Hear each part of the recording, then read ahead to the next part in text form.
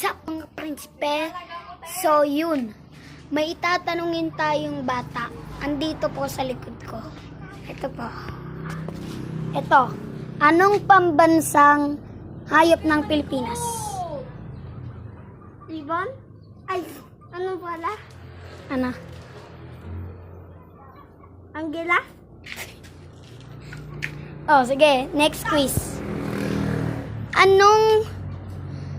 Anong kulay ang suot ni Tita M?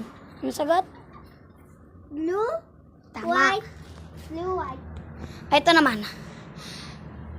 Anong tawag,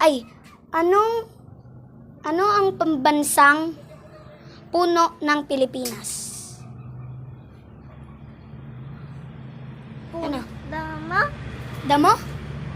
Ay, Ano? halaman? Dama? Sige. Saging? Ito, madali lang. Anong English lang tayo? Anong English ng ulo? Ang English ng ulo? Mouse. Ano? Mouse. Ito na lang. Anong English ng tao?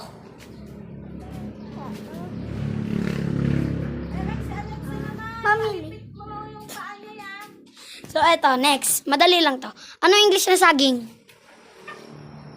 Mansana.